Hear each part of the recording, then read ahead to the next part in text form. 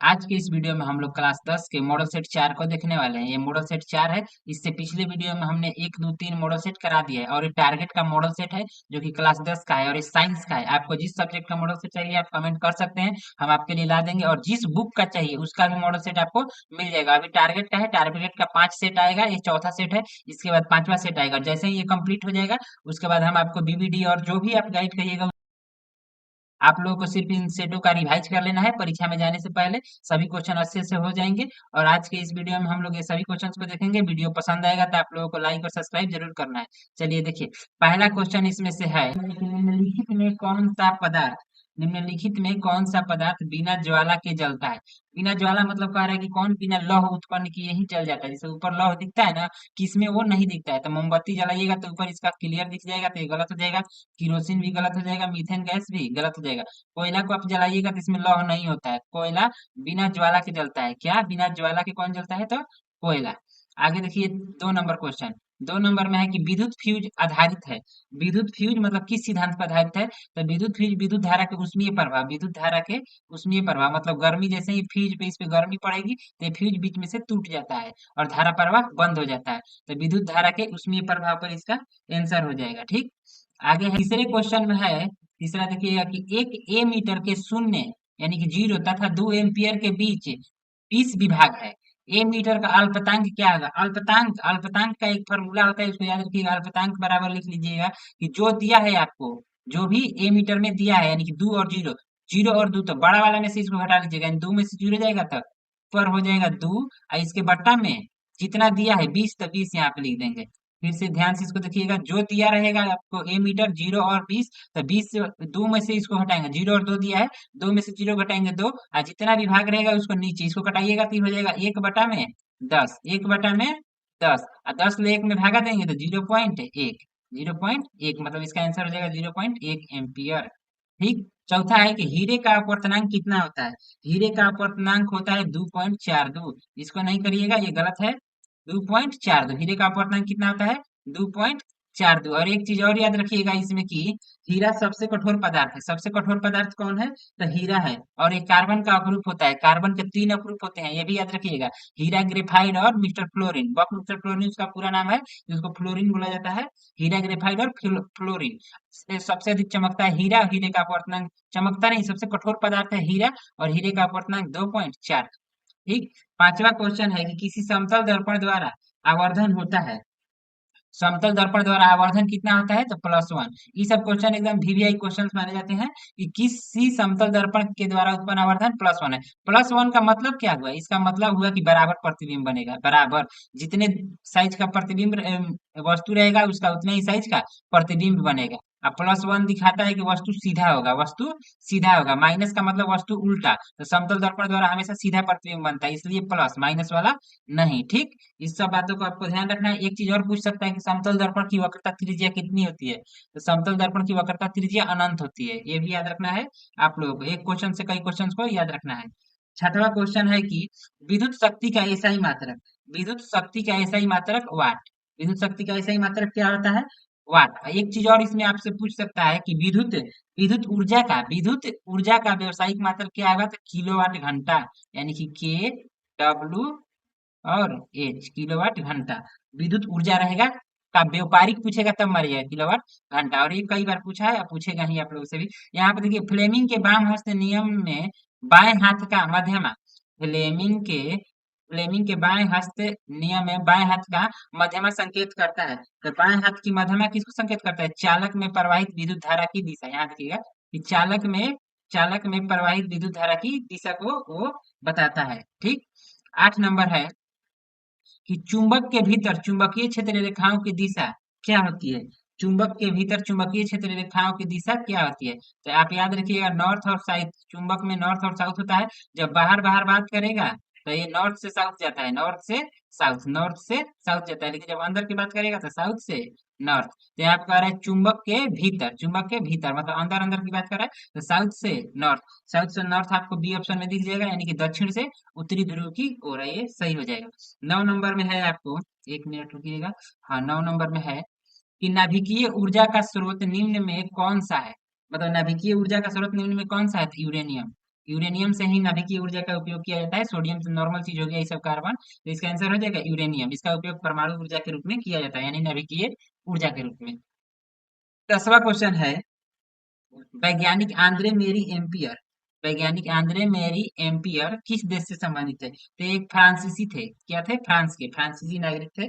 और ये भौतिक एवं गणितज्ञ भी थे, यानी फिजिक्स के भी ये वैज्ञानिक थे और गणितज्ञ भी ये थे। ठीक। 11 नंबर है, पवनों का देश, पवनों का देश कहा जाता है, मतलब किसको पवनों का देश कहा जाता है? तो डेनमार्क, डेनमार्क को पवनों का देश कहा जाता है। पवन मतलब हवा, डेनमार्क को पवनों का देश कहा जाता है। 12 नंबर है कि चुंबकीय क्षेत्र, 12 नंबर में है चुंबकीय क्षेत्र। चुंबकीय क्षेत्र एक ऐसी राशि है जिसमें होते हैं, चुंबकीय क्षेत्र में परिणाम और दिशा दोनों होता है, तो इसका आंसर हो जाएगा सी, इसका आंसर हो जाएगा सी। आगे है 13 नंबर में कि प्रकाशिक माध्यम कितने प्रकाशिक प्रकार के होते हैं? प्रकाशिक माध्यम दो प्रकार के होते हैं, दो, पहला दीप्त और दूसरा अदीप्त, दीप्त और अदीप्त। एक होता है दीप्त पदार्थ, दीप्त पदार्थ किसे कहते हैं? जिससे प्रकाश निकले उसे दीप्त, और जिससे प्रकाश न निकले उसे अदीप्त, उसे अदीप्त। 13 नंबर क्वेश्चन है, हाँ। जिससे प्रकाश निकले वो दीप्त, और जिससे प्रकाश ना निकले वो अदीप्त। दीप्त में भी दो प्रकार के, एगो प्राकृतिक दीप्त, एगो कृत्रिम दीप्त। प्राकृतिक दीप्त और कृत्रिम दीप्त, और अदीप्त तो अदीप्त ही हो गया। तो इसको देख लीजिएगा कि प्रकाशित माध्यम कितने प्रकार के होते हैं, तो दो प्रकार के, बी ऑप्शन सही हो जाएगा। 14 है कि तारों के टिमटिमाने का कारण है, तारों के टिमटिमाने का कारण क्या है? तो तारों के टिमटिमाने का कारण है वायुमंडलीय अपवर्तन, वायुमंडलीय अपवर्तन के कारण तारे टिमटिमाते हैं। इसमें जो प्रकाश आती है ना वायुमंडल से, कभी ये सीधा आएगा, कभी इधर हो जाएगा, कभी इधर, कभी इधर, तो जिसके कारण हमको लगेगा कि ये टिमटिमा रहा है, और ये वायुमंडलीय अपवर्तन के कारण होता है। आगे 15 नंबर क्वेश्चन है कि आम मीटर का प्रतिरोध कितना होता है? तो आम मीटर का प्रतिरोध बहुत छोटा होता है, लगभग जीरो के बराबर आम मीटर का प्रतिरोध। 16 नंबर में है कि खिलौनों में किस सेल का उपयोग किया जाता है? तो खिलौनों में सूखा सेल, नॉर्मल सेल का उपयोग किया जाता है खिलौनों में। ठीक। 17 नंबर में है कि कार्य करने की क्षमता को कहते हैं, कार्य करने की क्षमता को आपको बोला जाता है ऊर्जा। कार्य करने की क्षमता को क्या कहते हैं? ऊर्जा, नॉर्मल परिभाषा ही दे दिया है, तो कार्य करने की क्षमता को ऊर्जा कहते हैं। 18 नंबर में है कि लेंस की फोकस दूरी एफ और वक्रता त्रिज्या आर में क्या संबंध है? तो लेंस की फोकस दूरी और वक्रता त्रिज्या में संबंध बताना है, यानी कि फॉर्मूला बताना है। तो एफ बराबर आर बाई टू, फोकस दूरी वक्रता त्रिज्या की आधी होती है। कई बार हिंदी में भी ये पूछ चुका है कि लेंस की फोकस दूरी उसकी वक्रता त्रिज्या की होती है, तो आधी, बट्टा में दो है तो मतलब का आधी। ठीक। तो इसको याद रखिएगा आप लोग। 19 में है कि निम्न में किस माध्यम का अपवर्तनांक अधिक होता है? निम्न में किस माध्यम का अपवर्तनांक अधिक होता है? तो मतलब चमक रहा है, तो कि यहाँ पे भी हीरा का अपवर्तनांक पूछा था। कहाँ गया, कहाँ गया, कहाँ गया, हाँ हीरा। हीरे का अपवर्तनांक कितना होता है? 2.4। और इसमें पूछ रहा है कि इसका अधिक होता है, तो सबसे अधिक हीरा का ही होता है, सबसे अधिक हीरा का ही अपवर्तनांक होता है 2.4। ठीक। रिलेटेड आ जाते हैं क्वेश्चन। 20 नंबर में है कि सामान्य दृष्टि के लिए सुस्पष्ट, सुस्पष्ट, सुस्पष्ट, सामान्य दृष्टि के लिए सुस्पष्ट दृष्टि की अल्पतम दूरी क्या है? तो मतलब ये सब सिर्फ भुलवाने के लिए दिया, ये सब भुलवाने के लिए दिया। याद रखिए सिर्फ कि सामान्य दृष्टि के लिए अल्पतम दूरी, मतलब कम दूरी क्या है? तो 25 सेंटीमीटर, कितना? 25 सेंटीमीटर। 21 नंबर में है श्वेत प्रकाश का कौन सा रंग, श्वेत प्रकाश का कौन सा रंग किसी प्रिज्म से गुजरने के पश्चात सबसे कम झुकता है? सबसे कम झुकता है, मतलब कह रहा है किसका तरंग दैर्घ्य सबसे अधिक होता है? तो लाल रंग, लाल कहाँ है? C number. सबसे कम झुकने का मतलब जिसका सबसे अधिक तरंग दैर्घ्य होगा वो तेज गति से पार हो जाएगा, झुकेगा नहीं। और सबसे ज्यादा कौन झुकेगा? बैगनी, सबसे ज्यादा बैगनी। तो इसमें बैगनी आंसर नहीं, इसमें लाल आंसर हो जाएगा। कह रहा है कि पश्चात सबसे कम कौन झुकता है? तो कम झुकता है लाल। आगे है 22 नंबर, निकट दृष्टि को किस लेंस के उपयोग द्वारा संशोधित किया जाता है? मतलब कह रहा है कि निकट दृष्टि दोष में कौन से लेंस का उपयोग करना चाहिए? तो निकट देखिए, एक दो तीन अक्षर का है, तीन अक्षर का रोग है, एक दो तीन। तो इसका जो इलाज होगा, मतलब जो लेंस होगा वो चार अक्षर का होगा, तो एक दो तीन चार, यानी कि औतल इसका सही आंसर हो जाएगा। और दो अक्षर का अगर रोग रहता है, यानी कि दूर, दूर दृष्टि रहता है, तो इसमें हो जाता है उत्तल। ठीक। आगे है 23 नंबर, 23 नंबर आप लोग देखिए कि क्या है। 23 में कह रहा है कि नाइक्रोम में कौन कौन से तत्व होते हैं? मतलब कह रहा है कि नाइक्रोम किसका मिश्रण है? नाइक्रोम किसका मिश्रण है? तो निकेल एवं क्रोमियम, निकेल एवं क्रोमियम का मिश्रण कौन है? तो नाइक्रोम। ठीक। 24 में है कि इलेक्ट्रॉन पर कितना आवेश होता है? इलेक्ट्रॉन पर कितना आवेश होता है? तो 1.6 गुणे 10 के पावर माइनस 19 कूलम, 1.6 गुणे 10 के पावर माइनस 19 कूलम। 25 नंबर में है कि विभवांतर का ऐसा ही मात्रक, देखिए एकदम नॉर्मल नॉर्मल क्वेश्चन ही पूछते हैं एग्जाम में। जैसे कि ये पूछ दिया विभवांतर का ऐसा ही मात्रक क्या होता है, तो इसका ऐसा ही मात्रक वोल्ट हो जाएगा। विभवांतर का ऐसा ही मात्रक वोल्ट, विभवांतर को भी से सूचित किया जाता है और वोल्ट को भी से ही सूचित किया जाता है। तो आप वैसे भी याद रखते हैं कि भी क्या भी, यानी विभवांतर का सही मात्रक वोल्ट। 26 नंबर है, विभवांतर मापने वाले यंत्र को कहते हैं, विभवांतर मापने वाले यंत्र को वोल्ट मीटर। भी से देखिए फिर ये आ गया वोल्ट मीटर, यानी भी याद रखना है आपको कि विभवांतर का ऐसा ही मात्रक वोल्ट, और वोल्ट को वोल्ट मीटर द्वारा मापा जाता है। 27 नंबर में है कि ऊर्जा का ऐसा ही मात्रक, ऊर्जा का ऐसा ही मात्रक क्या हो जाएगा, तो ऊर्जा का ऐसा ही मात्रक होता है जूल, ऊर्जा का ऐसा ही मात्रक जूल हो जाएगा। और कह देगा शक्ति का ऐसा ही मात्रक तो वाट हो जाएगा, शक्ति का ऐसा ही मात्रक वाट, यानी कि पावर का ऐसा ही मात्रक वाट हो जाएगा। ये पावर का ऐसा ही मात्रक वाट हो जाएगा। बल का पूछ देगा तो न्यूटन बता दीजिएगा, बल यानी फोर्स का न्यूटन। ठीक, आगे है 28 नंबर में। 28 नंबर अच्छा क्वेश्चन है कि जिप्सम का रासायनिक सूत्र है, जिप्सम का रासायनिक सूत्र क्या है, तो जिप्सम का रासायनिक सूत्र होता है CaSO4 2H2O, CaSO4 2H2O, ये होता है जिप्सम का सूत्र, इसको याद रखिएगा। 29 नंबर में है कि क्लोरीन की परमाणु संख्या है, क्लोरीन एकदम आसान है, क्लोरीन की परमाणु संख्या, तो क्लोरीन की परमाणु संख्या होती है 17, क्लोरीन की परमाणु संख्या कितनी होती है 17। कह देगा 12 किसकी परमाणु संख्या है, तो Mg, यानी कि मैग्नीज की परमाणु संख्या कितनी है 12, Mg का परमाणु संख्या 12। 13 किसका है तो Al, और 19 किसका है तो K, यानी पोटेशियम का परमाणु संख्या हो जाएगा 19 से। तो ये सब आप लोगों को याद रखना है। और आगे है 30 नंबर में कि सामान्य एथेनॉल को क्या कहा जाता है, सामान्य एथेनॉल को क्या कहा जाता है, तो सामान्य एथेनॉल को ही एल्कोहल कहा जाता है, सामान्य एथेनॉल को ही एल्कोहल कहा, यह सामान्यता है, तो सामान्यता एथेनॉल को ही एल्कोहल कहा जाता है। ठीक, 31 नंबर में है कि कली चूना, कली चूना का, कली चूना का रासायनिक सूत्र क्या है, कली चूना का रासायनिक सूत्र क्या है, एकदम इजी इजी ऐसे ही क्वेश्चन आपको पूछेंगे कि कली चूने का रासायनिक सूत्र क्या है, तो आप लोग करके निकल जाना है। 32 नंबर क्वेश्चन है, जल के वैद्युत अपघटन में, जल के वैद्युत अपघटन में कैथोड पर कौन सा गैस मुक्त होता है, तो कैथोड पर आपको कौन सा गैस मुक्त होता है, तो इसमें हो जाएगा हाइड्रोजन, क्या हो जाएगा हाइड्रोजन, और हाइड्रोजन की परमाणु संख्या पूछ देगा तो 1 बता दीजिएगा। ठीक, और इसका जो गुण होता है ना, इलेक्ट्रॉनिक विन्यास कीजिएगा तो लगेगा कि ये धातु है, लेकिन ये होता है अधातु, तो इसको हम धातु नहीं कह सकते हैं, ये एक अपवाद तत्व के रूप में है पीरियोडिक टेबल में, आवारा तत्व भी इसे कह सकते हैं। 33 नंबर में है कि बेकिंग सोडा का रासायनिक सूत्र है, बेकिंग सोडा का रासायनिक सूत्र क्या है, तो NaHCO3, NaHCO3 बेकिंग सोडा का रासायनिक सूत्र। 34 नंबर में है कि कौन सा पदार्थ है, कौन सा पदार्थ नीले लिटमस पत्र को लाल कर देता है, कौन सा पदार्थ नीले लिटमस पत्र को लाल कर देता है, तो अम्ल, अम्ल, अम्ल का एसिड होता है, इंग्लिश क्या होता है एसिड, यानी कि ए के बाद आप ट्रिक याद रखिएगा Br, ABR, यानी कि अम्ल ब्लू को रेड कर देगा, ब्लू को रेड कर देगा, ब्लू को रेड कर देगा, एसिड ब्लू को रेड कर देगा, एसिड ब्लू को रेड कर देगा, और भस्म रेड को ब्लू करता है, तो आपको ये ट्रिक भी याद रख सकते हैं, बाकी वैसे भी याद है तो वो ठीक ही है, उसको याद ही रखिएगा कि अम्ल भस्म एगो चैप्टर ही होता है, जिसके कारण इससे पूछने के चांस ज्यादा हो जाते हैं। आगे है 35 नंबर में कि मिल्क ऑफ मैग्नीशियम, यानी कि मिल्क ऑफ मैग्नीशिया है, मिल्क ऑफ मैग्नीशिया का पीएच मान होता है, मिल्क ऑफ मैग्नीशिया का पीएच मान कितना होता है, तो 10.5, 10.5, ये याद रखना है आपको। 36 नंबर में है कि निम्न में कौन सा अधातु चमकीला है, निम्न में कौन सा अधातु चमकीला है, तो आयोडीन, इसमें ये अधातु है और ये चमकता है, बाकी ये सब चमकीले नहीं होते हैं, आयोडीन ही इसमें सिर्फ चमकता है, तो ये हो जाएगा हमारा सही आंसर। 37 नंबर है कि निम्न में से कौन सा धातु, निम्न में से कौन सा धातु अत्यधिक अभिक्रियाशील है, मतलब इसमें से सबसे अधिक अभिक्रियाशील कौन है, तो सोडियम इसका आंसर हो जाएगा। अगर ऑप्शन में पोटेशियम होता तो हम पोटेशियम को टिक करते, लेकिन पोटेशियम नहीं है, तो हमारा आंसर हो जाएगा सोडियम Na। ठीक, ये लिखा है ऑक्सीजन परमाणु के बाह्यतम कक्षा में इलेक्ट्रॉनों की संख्या कितनी होती है, ऑक्सीजन यानी कि O के बारे में पूछ रहा है, ऑक्सीजन किसके बारे में पूछ रहा है, O का, इसका परमाणु क्रमांक होता है 8, इसको हम लोग तोड़ेंगे तो ये होता है 1s2, 1s2 और 2s2 और 2p 4, 2p कितना हो जाएगा 4। तो ये क्वेश्चन पूछा है कि ऑक्सीजन परमाणु के बाह्यतम कक्षा में, बाह्यतम मतलब बाहरी कक्षा में कितने इलेक्ट्रॉन होंगे, तो पहले कक्षा में देखिए, पहले कक्षा में तो सिर्फ 2 है, और दूसरे कक्षा यहाँ तक है, दूसरे कक्षा में कितना 4 2 6, तो ऑप्शन नंबर बी हमारा हो जाएगा 6 इलेक्ट्रॉन। और इसको बनाना आप लोगों को सीखते रहना है, अभी ऑक्सीजन दिया है, हो सकता है एग्जाम में कुछ और हो जाए, तो आपको निकाल के यहाँ से चेक कर लेना है, ठीक। आगे चलिए 39 नंबर में। 39 नंबर क्वेश्चन में है कि ब्यूटेनॉन एक कार्बन यौगिक है। ब्यूटेनॉन एक कार्बन यौगिक है जिसका प्रकार्यात्मक समूह है। तो ब्यूटेनॉन का प्रकार्यात्मक समूह कीटोन होता है। बस आपको इसको याद रखना है। बाकी इस सब के बारे में डिटेल से आपको 11th क्लास में पढ़ना है।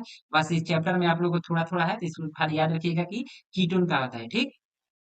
आगे है 40 नंबर कि नाइट्रोजन के दो परमाणुओं के बीच, नाइट्रोजन के दो परमाणु के बीच कितने आबंध बनते हैं। तो ये हो जाएगा नाइट्रोजन, और इधर से भी हो जाएगा नाइट्रोजन, दो गो परमाणु हो गया, इसके बीच आबंध पूछ रहा है। नाइट्रोजन के बाहरी कक्षा में कितने इलेक्ट्रॉन होते हैं, 5 इलेक्ट्रॉन। कितने, 5, 1 2 5 कैसे, तो आप लोग इस तरह से तोड़ के, इस तरह से जो हम बताए हैं नाइट्रोजन का तोड़ के आप लोग चेक कीजिएगा, 5 ही होंगे। यहाँ हम ऑब्जेक्टिव बताए हैं, तो जल्दी जल्दी बता के निकलेंगे। तो दो ठो हम बाहर दे दिए, 3 4 5 देंगे। इसके भी कितने, 5, 1 2 3 4 और 5, ये सब बॉन्ड बना लेगा। यहाँ पे एक बॉन्ड, दो बॉन्ड और तीन बॉन्ड। तो इसके बीच में कितना बॉन्ड हुआ था, 3 बॉन्ड। 3 बॉन्ड कहाँ है, तो त्रिआबंध। त्रिआबंध आंसर हो जाएगा। आबंध को ही बॉन्ड बोला जाता है इंग्लिश में, तो त्रिआबंध इसका आंसर हो जाएगा।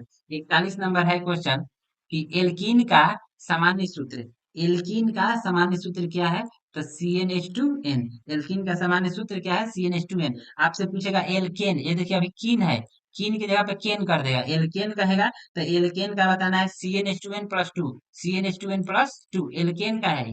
ये किसका है, तो एल्केन का है, CnH2n+2। और पूछेगा एल्काइन, एल्काइन देखिए यहाँ कीन है, अभी केन है, और पूछ देगा काइन। एल्काइन का होता है -2, -2 यानी कि है वाला।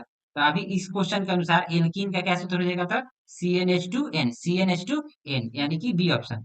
42 नंबर क्वेश्चन है कि आधुनिक आवर्त सारणी में, आधुनिक आवर्त सारणी को भी आप लोग को याद रखना है, क्योंकि ये अच्छा टॉपिक है, इससे क्वेश्चन पूछते हैं। आधुनिक आवर्त सारणी में आवर्तों की संख्या है, मतलब आधुनिक आवर्त सारणी में कितने आवर्त हैं, तो आधुनिक आवर्त सारणी में 7 आवर्त है। कितने आवर्त है, 7। वर्ग पूछेगा कितने हैं, तो वर्ग 18, वर्ग 18, आवर्त कितने हैं, 7, ठीक। आगे है 43 नंबर क्वेश्चन में कि समूह में ऊपर से नीचे, समूह मतलब क्या है, पीरियोडिक टेबल के समूह में, पीरियोडिक टेबल के समूह में ऊपर से नीचे जाने पर परमाणु आकार में क्या परिवर्तन होता है। तो ऊपर से नीचे अगर आइएगा तो परमाणु का आकार बढ़ जाता है। जैसे देखिए 1 नंबर पे देखिएगा तो आपको मिलेगा पीरियोडिक टेबल में हाइड्रोजन, उसके नीचे मिलेगा लिथियम। हाइड्रोजन की परमाणु संख्या होती है 1, तो इसका इलेक्ट्रॉनिक विन्यास कीजिएगा तो ये बनेगा 1s1, ठीक। इसकी परमाणु संख्या होती है 3, इसका बनाइएगा तो 1s2, एस में 2 रह सकता है, फिर उसके बाद 2, 2s1, तो ये कितना आ जाएगा, 2 और एक 3 हो गया। देखिए एक एक वर्ग यहाँ पे और एक वर्ग यहाँ पे, यानी कि नीचे की ओर हम जैसे ही बढ़े तो 2 गो वर्ग हो गया, यानी कि परमाणु का आकार बढ़ने लगा। तो इसमें क्या आ जाएगा, परमाणु का साइज बढ़ता है, परमाणु का साइज बढ़ता है। ये सब हमने क्लास में भी अच्छे से सबको बताया था, और यहाँ भी बता रहे हैं। सबको ये समझना है, इस टाइप के क्वेश्चन आएंगे, और समझ के आंसर कर लेना है, रटना नहीं है। 44 नंबर में है कि इनमें से कौन अधातु तरल अवस्था में होता है। अगर धातु का होता, अभी अधातु है तो अधातु है तो आपको हो जाएगा ब्रोमीन, अधातु में ब्रोमीन। अगर धातु का होता तो हो जाता पारा, क्या हो जाता, पारा। अगर धातु रहता तो हो जाता है इसका आंसर पारा। अभी अधातु है तो ब्रोमीन, अधातु में ब्रोमीन जो है लिक्विड अवस्था में होता है, अधातु में पारा लिक्विड अवस्था में होता है, कमरे के दाब पर, ठीक।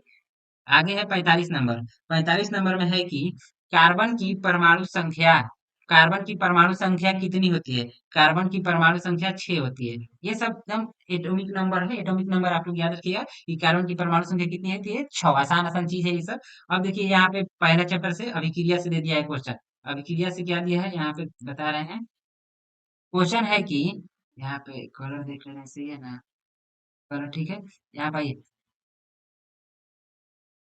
क्वेश्चन है 46 नंबर में कि Pb+CuCl2 अभिक्रिया करके PbCl2 बनाता है और कॉपर को अलग कर देता है। उपयुक्त रासायनिक अभिक्रिया है, मतलब ये कौन सी अभिक्रिया है। तो आपको हम बताए थे एकल विस्थापन अभिक्रिया में कि कोई तत्व एक को तोड़कर और अलग कर देता है, खुद ही अभिक्रिया कर देता है। ज्यादा अभिक्रियाशील होता है तो इसको विस्थापित यानी कि अलग कर देता है। तो ये कौन सी अभिक्रिया होती है, विस्थापन, विस्थापन अभिक्रिया, जिसे एकल विस्थापन अभिक्रिया भी कहते हैं। विस्थापन अभिक्रिया को एकल विस्थापन अभिक्रिया भी कहते हैं। ये विस्थापित कर दिया, देखिए एक है, इससे अभिक्रिया किया और इसको कॉपर को उठा के विस्थापित करके इधर भेज दिया अलग, आपने अभिक्रिया कर लिया, तो ये विस्थापन अभिक्रिया होता है, जिसे एकल विस्थापन अभिक्रिया भी कहते हैं। आगे है 47 नंबर में कि लोहे से जंग को जिंक है, जिंक, माफ कीजिएगा, जिंक है। लोहे से जिंक को लेपित करने की क्रिया को कहते हैं, लोहे से जिंक को लेपित करने की क्रिया को गैल्वेनीकरण कहते हैं। और ये क्यों किया जाता है? जंग से बचाने के लिए। ये सबको देखते रहना है, ये सब दो दो नंबर के लिए भी क्वेश्चन है, हम लिखवा दिए हैं। ठीक। 48 नंबर है कि जस्ता का तनु हाइड्रोक्लोरिक अम्ल की अभिक्रिया के फलस्वरूप निम्न में से कौन सा गैस बनता है? कह रहा है कि जस्ता तथा तनु HCl, तनु HCl। तो अगर कोई अम्ल है, जस्ता क्या हो गया? धातु हो गया, और HCl क्या हो गया? अम्ल हो गया। अगर कोई अम्ल किसी धातु के साथ अभिक्रिया करता है तो हाइड्रोजन गैस मुक्त करता है। जस्ता रहे चाहे कुछ धातु रहे, अगर अम्ल के साथ अभिक्रिया करेगा तो हाइड्रोजन गैस मुक्त ही करेगा। ये अम्ल की परिभाषा में ही है। ठीक। 39 नंबर क्वेश्चन है कि निम्नलिखित में से कौन अधिक अभिक्रियाशील है? इसमें से कौन है अधिक अभिक्रियाशील, मतलब किस पे जंग जल्दी लग जाएगा? कहने का मतलब यही है। तो सोना पे तो जंग लगता ही नहीं है, चांदी पे लगभग ना के बराबर लगता है, मतलब ना के बराबर कहिए। पारा और कॉपर में बताना है तो पारा पे भी नहीं होगा, और कॉपर का बर्तन होता है जिसपे जंग लग जाता है, तो इसका आंसर क्या होगा? कॉपर। बाकी ऐसे ऑप्शन ना देते हैं, ज्यादातर आपको सोडियम पोटेशियम वाला देगा, तो आप उसमें पोटेशियम कर दीजिएगा, पोटेशियम ऑप्शन में आ रहेगा तो सोडियम आंसर हो जाएगा। लेकिन ये थोड़ा प्रिडिक्टेबल का जो नीचे से दे दिया है, जो सारणी होता है उसके नीचे से दे दिया है, तो इसको याद रहेगा तभी आप लोगों से होगा। याद रखिएगा, सोना पे जंग नहीं लगता है, एजी पे भी लगभग, चांदी पे भी ना के बराबर, पारा पे भी ना के बराबर, और कॉपर ही इसका आंसर हो जाएगा। ऑप्शन के अनुसार इसका आंसर होगा। आगे है 50 नंबर, निम्न में से कौन अधातु है? निम्न में से कौन अधातु है? तो लोहा तो धातु है। Copper, copper, copper, copper, copper नहीं, एक कार्बन है। क्या है? कार्बन है। कॉपर ये होता है, एक कार्बन है, तो कार्बन एक अधातु है। बाकी एल्युमिनियम और सोना तो धातु है, इसका आंसर हो जाएगा कार्बन। ये कार्बन है, कॉपर नहीं, कॉपर यहाँ पे है। ठीक। 51 में है कैल्शियम की परमाणु संख्या। देखिए कैसे कैसे क्वेश्चंस को डाला है ये सब सीट में, तो इसको आप लोगों को इजीली करके निकल जाना है। ठीक। आगे है 52 नंबर में, 52 नंबर में है कि सिलिका क्या है? सिलिका है, इसको ध्यान से देखिएगा, ये सिलिका है। सिलिका क्या है? तो सिलिका जो होता है ना, सिरेमिक पदार्थ, इसको सिरेमिक पदार्थ बोला जाता है। और ये एक प्रकार का जेल होता है, एक प्रकार का जेल होता है। तो ये धातु नहीं है, अधातु भी नहीं है, उपधातु भी नहीं है, ये इनमें से कुछ नहीं है। ठीक। न धातु है, न अधातु है, न ही उपधातु है, इनमें से कोई नहीं, इनमें से कोई नहीं। ठीक। 53, 53 में है कि नाइट्रोजन, नाइट्रोजन परमाणु के कितने सहसंयोजी बंध होते हैं? यहाँ पे अभी हम इसको कराए हैं। नाइट्रोजन में कितने कराए हैं हम? यहाँ गया, देखिए तीन। थ्री अबंध यहाँ पे हुआ है 40 नंबर क्वेश्चन में। और फिर यहाँ पे यही क्वेश्चन इसी टाइप का आ गया कि नाइट्रोजन अणु में कितने सहसंयोजी बंध होते हैं? तो तीन। कितने होते हैं? तीन। 54 नंबर है कि संगमरमर का रासायनिक सूत्र क्या है? संगमरमर, 54 में है संगमरमर का रासायनिक सूत्र क्या है? तो CaCO3, CaCO3। बाकी यही सब गलत है, और आंसर क्या हो जाएगा? ए नंबर, CaCO3। आगे है 55 नंबर, 55 में है कि कौन सा एंजाइम, कौन सा एंजाइम इमलीशीकृत, यहाँ पे मिटा के देखना है, कुछ लिखा ना है। कौन सा एंजाइम इमलीशीकृत वसा का पाचन करता है? तो वासन का पाचन कौन, वसा का पाचन कौन करता है? बस ये सब आप लोग का दिमाग डाइवर्ट करने के लिए दिया है। वसा का पाचन कौन करता है? तो वसा का पाचन करता है लाइपेज। वसा का पाचन कौन सा एंजाइम करता है? तो लाइपेज, लाइपेज। ठीक। 57 देखिए, इसमें से दिया है कि ए, निम्न में से, निम्न में 57 है, निम्न में कौन फल पकाने के लिए प्रयुक्त होता है? तो फल पकाने के लिए कौन सा प्रयुक्त होता है? तो एथिलीन, एथिलीन का उपयोग फल पकाने के लिए किया जाता है। बहुत जगह हम इसका देखें, आंसर जिब्रेलिन है, जिब्रेलिन है, बहुत जगह आंसर देखे, लेकिन जिब्रेलिन जो है ना, है वो वृद्धि करता है, इसके फल को या पत्तियों को या टहनी को वृद्धि के लिए जिब्रेलिन होता है। लेकिन इसका फल पकाने में क्या आंसर हो जाएगा? एथिलीन। ठीक। आगे है 58 नंबर, 58 में है कि वह प्रक्रम, इसके द्वारा जीव अपने जैसी, वह प्रक्रम, वह प्रक्रम के बारे में कह रहा है, ध्यान से ये चीज पढ़ना है कि वह प्रक्रम जिसके द्वारा जीव अपने जैसी संतानों की उत्पत्ति करता है, उसको क्या कहते हैं? तो उस प्रक्रिया को, उस प्रक्रिया को निषेचन बोला जाता है, जनन नहीं, निषेचन। ध्यान से यहाँ पे पढ़ना है कि क्या कह क्या रहा है, प्रक्रम मतलब उस प्रक्रिया को क्या कहते हैं? तो निषेचन। ठीक। आगे है 59 नंबर, 59 में है कि सामान्य प्रकुचन रक्तदाब, सामान्य प्रकुचन रक्तदाब, रक्तदाब होता है। तो ये हमने आपको पहले सेट में ही बताया है, आपको इसका आंसर कमेंट में करना है। पहला सेट या दूसरा सेट देखिएगा, उसमें जरूर ये क्वेश्चन होगा। 60 नंबर, 60 में है कि पत्तियों के प्रकाश संश्लेषण द्वारा बना भोजन पादप के अन्य भागों में किसके द्वारा भेजा जाता है? ये भोजन का कह रहा है। भोजन किसके द्वारा भेजा जाता है? तो भोजन जाता है आपको फ्लोएम द्वारा। कहा था जल किसके द्वारा भेजा जाता है? तो जल हो जाता है आपको जाइलम द्वारा, लेकिन ये कह रहा है भोजन, तो भोजन हो जाएगा फ्लोएम द्वारा। ठीक। 61 नंबर में है कि उन पौधों का नाम बताएं जो कलम द्वारा, कलम विधि, कलमी विधि जिसे बोला जाता है, कलम द्वारा कायिक के प्रवर्धन को प्रदर्शित करता है। मतलब कायिक प्रवर्धन मतलब कलमी विधि द्वारा कौन सा पौधा लग जाता है? तो गेहूं को थोड़े काट के रोपा जाता है, धान को थोड़े काट के रोपा जाता है, जड़ सहित लगता है। लेकिन गुलाब का जो पौधा होता है ना, उसको टहनी काट के भी रोपिएगा तो ये जाम जाएगा। तो इसका कलम द्वारा कौन आंसर हो जाएगा? गुलाब। ठीक। आगे है 62 नंबर क्वेश्चन कि काला जार बीमारी, काला जार बीमारी किस रोग जनक के कारण होती है? तो लेशमानिया, ये एक रोग जनक होता है और इसी के कारण ये बीमारी काला जार होती है, लेशमानिया। 63 नंबर क्वेश्चन है कि निम्न में कौन सा द्विलिंगी पुष्प है? निम्न में कौन सा द्विलिंगी पुष्प है? तो गुलाब। इसका आंसर हो जाएगा गुलाब का फूल द्विलिंगी होता है, पपीता जो है एक लिंगी है। ठीक। आगे है 64 में कि मानव में घ्राणग्राही, मानव में घ्राणग्राही स्थित होता है। घ्राणग्राही कहाँ स्थित होता है आपको? तो ये होता है आंखों में। कहाँ? आंखों में। 65 नंबर में है कि हमारे शरीर की सभी ऐच्छिक क्रियाएं, हमारे शरीर की सभी ऐच्छिक क्रियाएं नियंत्रित होती है। हमारे शरीर की सभी ऐच्छिक क्रियाएं किसके द्वारा नियंत्रित होती है? अनु मस्तिष्क के द्वारा नियंत्रित होती है। 66 में है कि जंतुओं में वृद्धि हार्मोन स्रावित होता है। जंतुओं में वृद्धि हार्मोन किसके द्वारा स्रावित होता है? तो पिट्यूटरी ग्रंथि, पीयूष ग्रंथि जिसे भी बोला जाता है, और ये मास्टर ग्लैंड के नाम से जाना जाता है। मास्टर ग्रंथि है पीयूष ग्रंथि, यहाँ पे हम हटा दे रहे हैं, पीयूष ग्रंथि है ये, पिट्यूटरी या पीयूष कहिए, इसी का नाम है। मास्टर ग्लैंड भी इसको कहा जाता है। ग्लैंड मीन्स ग्रंथि। 67 नंबर में क्वेश्चन है कि अनुवांशिकता का सिद्धांत किसने प्रतिपादित किया? 67 है कि अनुवांशिकता का सिद्धांत किसने प्रतिपादित किया? तो मेंडल। मेंडल का एक और क्वेश्चन पूछता है कि मेंडल ने किस पौधे पर खोज के मतलब प्रयोग किया था? तो ये हो जाएगा मटर के पौधे पर, मटर के पौधे पर। ठीक। मटर के दाने भी कह सकते हैं। आगे है 68 नंबर, 68। 68 में दिया है कि स्त्रियों में लिंग गुणसूत्र होते हैं, मतलब स्त्रियों में कौन सा लिंग गुणसूत्र पाया जाता है? तो इसका आंसर हो जाएगा बी। और पुरुषों में होता है एक्स और वाई, और महिलाओं में एक्स और एक्स, और पुरुषों में एक्स और वाई। आगे है आपको 69 नंबर क्वेश्चन, 69 देखिएगा। 69 नंबर है कि निम्न में से कौन जैव निम्नीकरण कचरा है? जैव निम्नीकरण कचरा कौन है? तो टिश्यू पेपर। जैव निम्नीकरण कौन है? Tissue paper. जैव निम्नीकरण का मतलब समझिए क्या है कि जैव निम्नीकरण का मतलब क्या है कि किसको हम गला सकते हैं, मतलब गला के खत्म कर देंगे, मतलब किसका दूषित प्रभाव हम पे नहीं पड़ेगा। तो प्लास्टिक को तो गला हम नहीं सकते हैं, और ये पॉलीथीन को भी हम लोग नहीं गला सकते हैं। थर्मोकोल भी हानिकारक होता है, और हम गला सकते हैं टिश्यू पेपर को। ठीक। ये पेपर होता है, इसे आसानी से गलाया जा सकता है। आगे है 70 नंबर। 70 में कह रहा है निषेचन क्रिया के पश्चात युग्मनज में क्या बनता है? तो युग्मनज में आपको बनता है भ्रूण, युग्मनज में भ्रूण बनता है। ठीक। इसे वन लाइनर क्वेश्चन आपको याद करके चलना है। 71 नंबर में है अवशोषी अंग का उदाहरण है। अवशोषी अंग का उदाहरण कौन है? अवशोषी अंग का उदाहरण है आपको, ये भी कर्ण पल्लव पेशियां, ये भी सही है, ये भी सही है, और ये भी सही है। आपको इनमें से सभी अवशोषी अंग के उदाहरण, इनमें से सभी को टिक करना है। इस सबको टिक नहीं करना है आप लोगों को, इस सबको टिक नहीं, सभी को टिक करना है। जो ऑप्शन में आएगा लास्ट वाला एक ही ऑप्शन टिक करना होता है। आगे है 72 नंबर। 72 में है कि एक आहार श्रृंखला में शाकाहारी से निर्माण होता है, मतलब आहार श्रृंखला में शाकाहारी से क्या निर्माण होता है, मतलब किस पोजीशन पे शाकाहारी को रखा जाता है? तो इसका आंसर हो जाएगा द्वितीय पोषी स्तर, द्वितीय पोषी स्तर। 73 में है कि 73 में दिया है कि आपको मैग्नीशियम पाया जाता है। मैग्नीशियम किस में पाया जाता है? तो क्लोरोफिल में मैग्नीशियम पाया जाता है, क्लोरोफिल में मैग्नीशियम।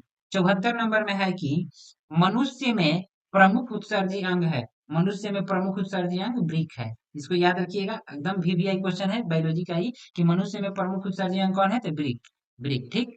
आगे है 75 में, 75 में दिया है कि खुला परिसंचरण तंत्र पाया जाता है। खुला परिसंचरण तंत्र किसमें पाया जाता है? तो कॉकरोच, कॉकरोच में खुला परिसंचरण तंत्र पाया जाता है। 76 है कि निम्न कृत्रिम कायिक प्रवर्धन की एक विधि है, कि कौन कृत्रिम कायिक प्रवर्धन की एक विधि है, ये बताना है। निम्न में से कौन कृत्रिम कायिक प्रवर्धन की एक विधि है? तो इसमें से हो जाएगा कलम लगाना, दाब लगाना, कलम बांधना, ये सभी हो जाएगा। इसका आंसर सभी हो जाएगा। ठीक। आगे 77 नंबर क्वेश्चन है कि निम्नलिखित में कौन पर्यावरण के अंतर्गत आते हैं? निम्नलिखित में कौन पर्यावरण के अंतर्गत आते हैं? तो इनमें से हो जाएगा स्थल मंडल, जल मंडल और वायुमंडल, ये सभी पर्यावरण के ही अंतर्गत आते हैं। तो इनमें से हो जाएगा सभी। आगे है 78 78 में गोबर छत्ता क्या है? गोबर छत्ता आपने देखा होगा गांव में कि गोबर छत्ता क्या है। तो गोबर छत्ता आपको हो जाएगा एक मृतजीवी। मृतजीवी ए नंबर में है, तो ए नंबर ही इसका आंसर हो जाएगा, एक मृतजीवी है। गोबर छत्ता क्या है? एक मृतजीवी है। क्वेश्चन है 79 नंबर की प्रकाश संश्लेषण की प्रकाश अभिक्रिया होती है, तो ये होती है क्लोरोफिल के घराना में। प्रकाश संश्लेषण की प्रकाश अभिक्रिया क्लोरोफिल के घराना में होती है। ठीक, प्रकाश संश्लेषण की प्रकाश अभिक्रिया क्लोरोप्लास्ट, हम क्लोरोफिल बोल रहे थे कब से, देखिए क्लोरोप्लास्ट है, क्लोरोप्लास्ट के घराना में होती है। क्लोरोप्लास्ट होगा, क्लोरोफिल नहीं, क्लोरोप्लास्ट के घराना में होती है। क्लोरोफिल के कारण पत्तियों का रंग हरा होता है, वो हम उसके कारण उसको हम क्लो खाली पढ़े तो ध्यान में आ गया। लेकिन इसका आंसर होगा कि प्रकाश संश्लेषण की प्रकाश अभिक्रिया क्लोरोप्लास्ट के ग्राना में होता है। ठीक, आगे है 80 नंबर। 80 नंबर में है कि 80 नंबर दिख रहा है? 80 नंबर, एक सेकंड रुक जाइए। अब 80 नंबर क्वेश्चन दिख रहा होगा। 80 में है कि आपको कि जैव आवर्धन प्रदर्शित करने वाला रसायन है, मतलब कौन सा रसायन है जो जैव आवर्धन प्रदर्शित करता है? तो एटीपी, और एटीपी के टूटने से ही ग्लूकोज का निर्माण होता है, जिससे हमें ऊर्जा मिलती है। तो ये थे आज के सेट, जो कि 80 क्वेश्चन करा दिए हैं। आपको एग्जाम में 40 के ही आंसर देने होते हैं। हमने अभी तक के 4 सेट कराए हैं। अभी तक कितने सेट हुए हैं? 4 सेट। और जो लोग भी ये चारों सेट अगर कंप्लीट कर लेंगे, 30-30 मिनट की लगभग वीडियो है, सभी देख लेंगे, उनका साइंस में एक भी क्वेश्चन ना छूटेगा, ये गारंटी है। एक भी क्वेश्चन ना छूटेगा। तो आप लोग साइंस के अगर 100 में कम से कम 95 प्लस लाने हैं, तो ये सेट को तो आपको देखना ही पड़ेगा। और इस सबको करिएगा, आपके एक भी क्वेश्चन नहीं छूटेंगे। 40 में 40 ऑब्जेक्टिव सही होगा। वीडियो पसंद आया तो लाइक और सब्सक्राइब करें। मिलेंगे अगले वीडियो में 5वें सेट के साथ। किस सेट के साथ? 5वें सेट के साथ। तब तक के लिए जय हिंद।